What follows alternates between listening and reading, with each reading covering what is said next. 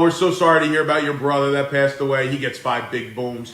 Boom! Boom! Boom! Explosions. Something that every guy can look at and go, hell yeah. If I were to ask you for someone that can reciprocate that need for big blockbuster action and explosions, you'd probably give me Michael Bay. But what if I were to ask you for a game that can deliver the same premise to me? Action, explosions, cool guns, destructible environments. You'd probably recommend something like COD or Battlefield. But what if I told you there was actually a different game? Maybe one most of you haven't even heard of before. A game that was simple, but also raw with its chaotic gameplay. A game that was also notable for its large focus on destructive effects and explosions during gameplay, as well as its cinema-inspired action and sound quality. A Hollywood-esque game, if you would. And a game like this would have to have sequels, right? A game like that sounds revolutionary. Black was a game that exploded onto consoles when it was first released, and is adored by many fans. So why is it that the game has practically vanished? This revolutionary title is so beloved and still talked about nearly 2 decades later, yet it's nothing more than an echo of an old-gen console shooter. What happened to Black?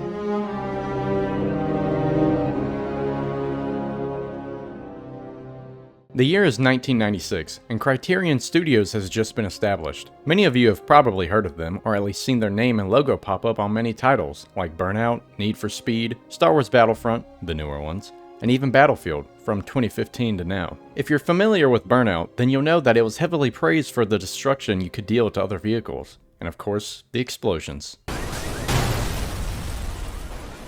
So it should come as no surprise that when it came time to make an FPS, that Criterion already had explosions and mass-scale destruction in mind. Bullets that hit buildings, terrain and objects leave visible damage. Moreover, the guns are rendered with great detail and accuracy, though some weapons' features are stylized or exaggerated. So what exactly then made Black great and so memorable? It wasn't just one particular feature, no. It was a culmination of multiple highly stylized and high-octane features that made it epic. For one, Black wasn't just marketed as another story-driven FPS, but as an experience. You could even call it a technical showcase, a promise of cinematic, destructive gunplay. This game was going to push the PlayStation 2 and Xbox to their limits. Strategy and stealth? No thank you.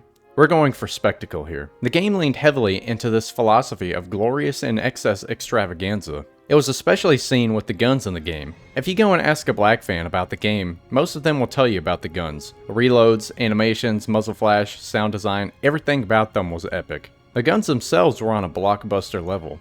Now when I say reload and animations, you may be thinking of something like Modern Warfare 2019 where there's just a lot of attention to detail. Everything is very grounded and down to earth with how it's animated. Well, what if we could Hollywoodify that too? Reloading in Black was dramatic. The camera would blur the background, pulling your focus to the intricate, exaggerated movements of your character, checking the slide and slamming in a new magazine. It may be something that most would overlook, but it's small things like this that can really drive home the feel of a game and give it more personality than the rest. When it comes to weapons, we have to talk about the shotguns, and more specifically the Spaz 12. Not only is the reloading dramatic, but everything about the gun is as well. You didn't just shoot enemies, no, you launched them backwards with it. Like how in movies people fly across the screen when they get hit with something hard, yeah, this shotgun did the same thing. You had a hand cannon to send enemies flying. The perfect pair with all this would be the destruction. Again, these were the developers of Burnout. They know how to make some cool explosions and destruction. Levels were littered with explosive barrels, gas canisters, and vehicles, all waiting to be detonated. But wait, there's more. Bullets tore through flimsy covers, like drywall and wood, splintering surfaces and kicking up clouds of debris. Windows shattered, signs buckled and fell, and entire buildings could be brought down with a well-placed RPG. And the design of the weapons can't be overlooked. They were rendered with an obsessive level of detail, but their functions were pure fantasy.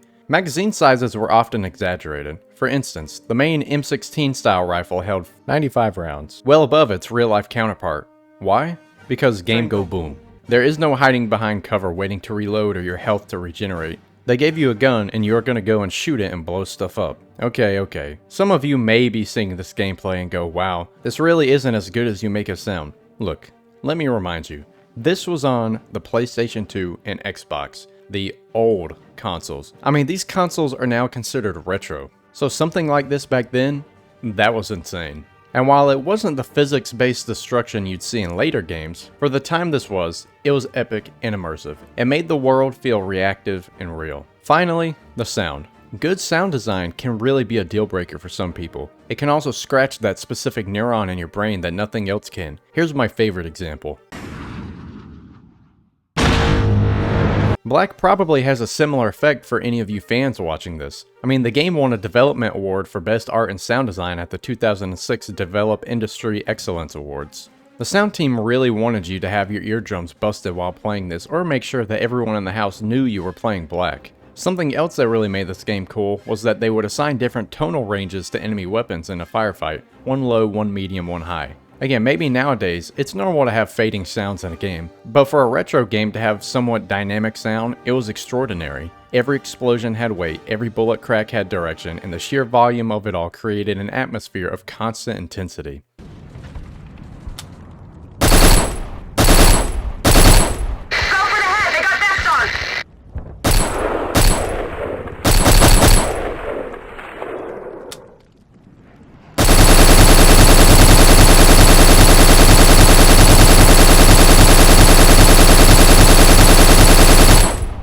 The sound was so crucial that the game even used it as a health indicator. When your health dropped, the audio would muffle, and the only thing you could hear clearly was the slow, panicked thump of your own heartbeat.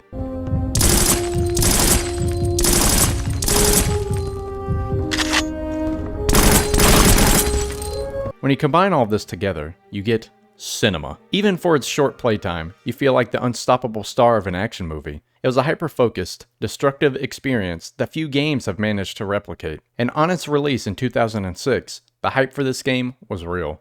Black was a game worthy of Michael Bay himself. It was a game that felt as good to play as it looked, a masterclass in feedback and player empowerment that, for a time, felt like a genuine step forward for the entire genre. I even have a first-hand account of someone that experienced Black in its prime to tell you guys of how awesome and epic it was. Now, get your hands together for the one and only my wife. I don't remember much. This was like 20 years ago. I never played Black, but my dad had bought it, and I would look at it a lot because I thought it was interesting because it was taboo. I couldn't touch the game. I couldn't play the game. I couldn't watch him play the game, but it had bullets all over the front.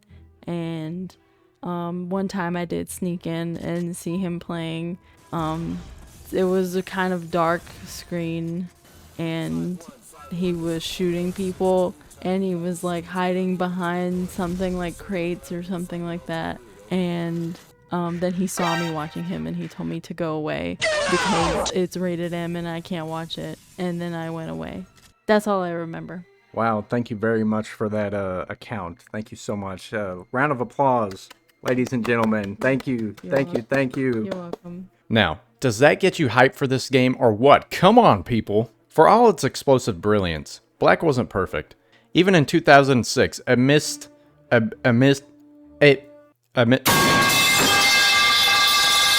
in 2006, among the glowing reviews, a few consistent criticisms emerged.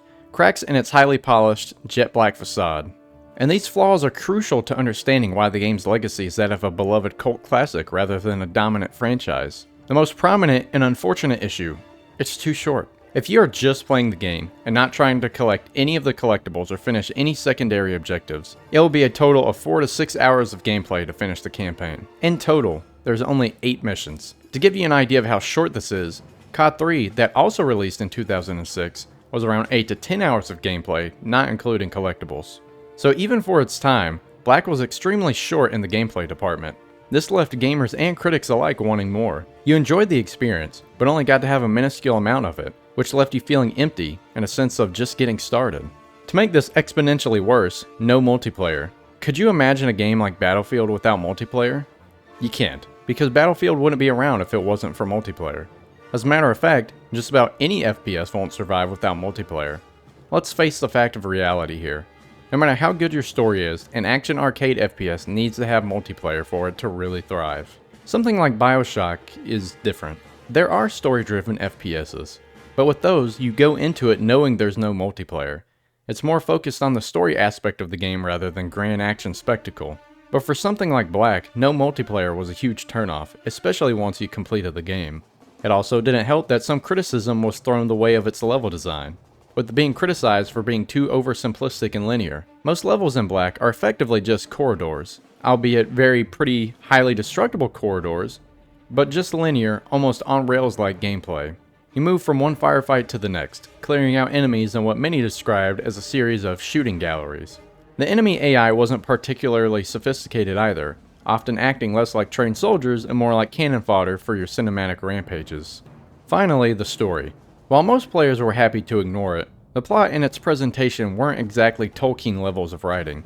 The narrative unfolds through unskippable, pre-rendered cutscenes. I can basically sum up most of the game with this. You are Jack Keller, being interrogated by an unnamed CIA agent, and is being blackmailed into giving up information or else everything you have done will be declassified and ruin your life. Wait a second, this kinda sounds familiar. You want the numbers, Mason. That's all we've ever wanted. Anyways, you're replaying through the events that Jack Keller is revealing to the interrogator. You go and fight a bunch of evil Russians, and then the game ends with the CIA agent telling Jack that they have arranged for him to fake his death and prep for his next mission. Did I skip over some details? Yes, of course. But that's really the main gist of the story. To circle back to the unskippable cutscenes part, I shouldn't even have to tell you how bad that is. Nothing really destroys a game's replayability more than that. No one wants to rewatch the same cutscenes over and over again. But there is a reason for this. It was Criterion's way of hiding the loading times of the game. It's similar to how in Fallout 4 the elevators are secretly loading screens. Developers love to try and find ways to mask loading screens, so you're not taken out of your immersion. Unfortunately, Criterion chose probably one of, if not the worst ways to do it. These flaws, while they may not be the worst things ever to have with your game, certainly didn't help it either. It was strange. The game itself was amazing. Gunplay, sound design, action, and destruction, all top notch. But the lackluster story, no multiplayer, unskippable cutscenes, and simple level design really killed a lot of the momentum the game had going for it. Black offered some of the most satisfying shooter mechanics of its generation, but it was wrapped in a package that felt hollow and was over too soon. With such an incredible reception though from gamers and critics alike, not producing a sequel seemed like it would have been tone deaf. Even with the criticism it received, they weren't bad enough to scrap the next title. Besides, it could always be fixed in the next game. On top of that, it would be on the next-gen console. You could expand on all the mechanics that made Black great and patch up any holes that needed fixing. This was a no-brainer. So where is it? The answer is a story of creative disagreements, corporate priorities, and a project that died before it ever truly lived. If you're enjoying the video so far, drop a like and subscribe. And be sure to hit that bell notification so you don't miss the next deep dive into these titles. I'll be covering more games just like this one, and I even let you guys vote on which ones I cover next. While many game franchises have nothing more than fan speculation of a proper continuation of the game, Black was one of the few that did have a sequel in production. Following Black's success, Criterion wanted to capitalize off it, and with the new gen console on the horizon, they had plans to expand the scale of Black even further. The plan was to introduce a two-player co-op campaign, addressing one of the biggest criticisms of the original. There were also experiments with new gameplay ideas, like a Hitman-esque assassin mode where players would need to eliminate a target in a large, open location. This combined with the more robust cover system and enhanced enemy AI suggests a sequel that was evolving from a pure action spectacle into something with a little more tactical depth. This sounded great, so why did it get shelved? The answer, as it is too often with most video games, the developer versus publisher. Stuart Black, the co-creator and designer for the first game, stated that plans for the sequel were scrapped due to creative differences with EA. While the specific details are unknown, the general picture is one of a studio and publisher butting heads. One likely point of contention was Criterion's workload.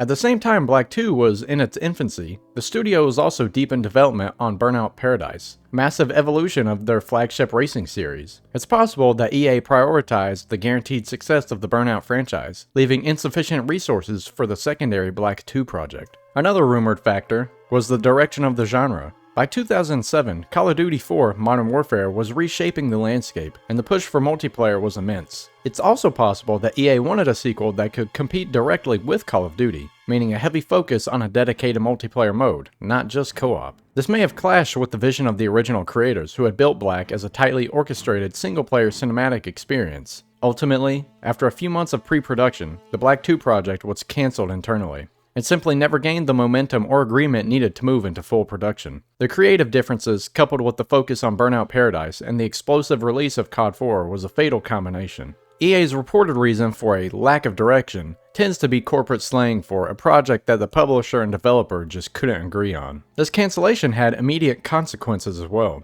Stuart Black, the passionate designer behind the original's philosophy, left Criterion and EA. He also brought many of the developers of Black with them.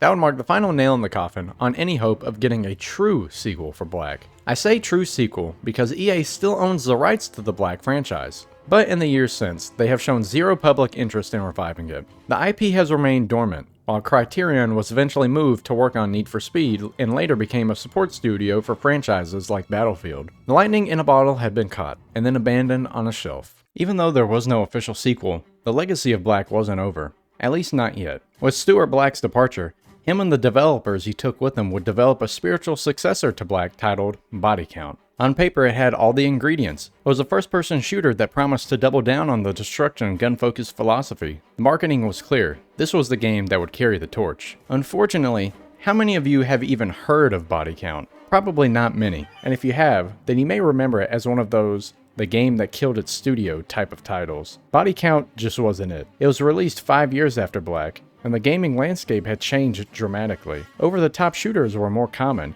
and by the standards of 2011, Body Count felt somewhat derivative. The game was met with mixed to negative reviews, with players finding the gunplay less satisfying and the overall experience to be a pale imitation of its predecessor. The failure of Body Count was a stark reminder of just how hard it is to replicate a perfect moment. It proved that Black wasn't just a formula, but it was a unique experience, and as many who have played Black would say, it was lightning in a bottle. Today, Black mostly lives on through word of mouth and Reddit posts of nostalgia, but unlike some games, Black is still accessible to the newer generation with things like backward compatibility on the Xbox, allowing Black's legacy to hang on. Black remains as a benchmark in sound design and over-the-top action for an FPS. It was nearly perfect, a self-contained capsule of a specific moment in gaming history, the end of the 6th console generation, where developers were pushing old hardware to its absolute limits. So what happened? Black was the victim of its own brilliance and simplicity, and another notch on the belt of producer and developer disagreements. Not only this, but the landscape of the FPS genre was changing to a multiplayer-centered fanbase, and Black wasn't willing to adapt.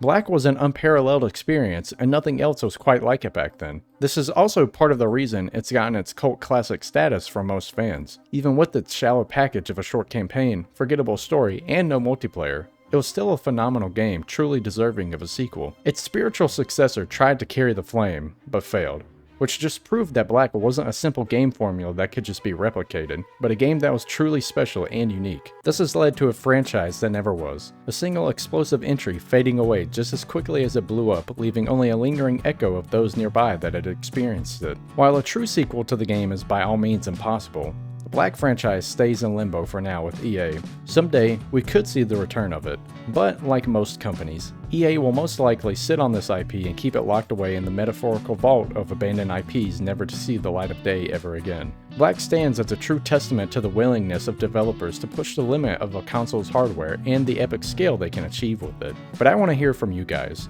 What are your memories with Black? Do you agree that it deserved a sequel, or would it not have been able to keep up with the FPS world? Does it deserve a modern reboot, or should it be left alone and remembered as a cult classic that it is? That's all I've got for this video. Remember to like and subscribe, and I hope you have a good morning, good afternoon, or a good night.